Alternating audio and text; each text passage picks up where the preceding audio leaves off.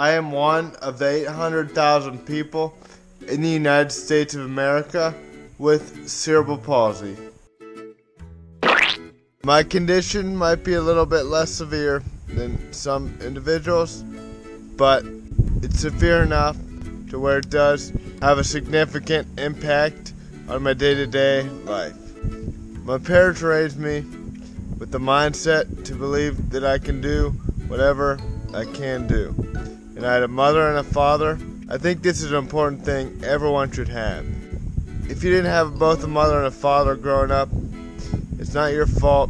I think you can do great things still, but I just think it's important. When you do have your own kids, I think it's important you raise them to the best of your ability. You love them unconditionally. And that's something that I have, but I realize not everybody does. That's one of the reasons that I do believe that I thrive despite having a disability that does significantly impact my life. Knowing and understanding yourself is an important part of everyday life. When faced with a disability, sometimes it's even more difficult to know and understand yourself. And this is because generally people with disabilities do not fit in quite as well with others. They might be made fun of on a regular basis, so it makes my life more difficult. Generally more prone to mental illness, people with physical disabilities, because other people can just be mean and nasty, especially towards those with disabilities. So that's why it's important that you know and understand yourself when you have a disability.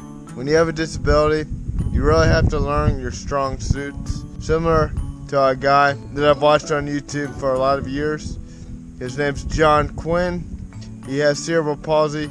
He served in the military for 20 years and he retired as a senior petty officer. He's a big inspiration to myself because he also has cerebral palsy, and he still served in the military despite having a disability. And it's really easy to give into entitlements when you live in the United States, where entitlements are kind of a norm for people with disabilities. That's not the way it should be, I don't think. I don't think people with disabilities should always be rewarded with entitlements, because after all, you don't make very much from entitlements from the government. And I believe that people with disabilities have a lot to offer to society, and I believe they can make a living with the God-given talent that they do possess.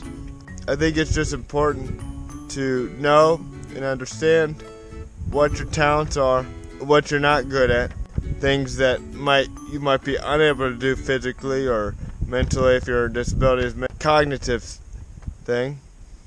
But I think that's crucial if you do want to provide for yourself and make a decent living. Know and understand what you cannot do, and what you are best at, what you're best suited for.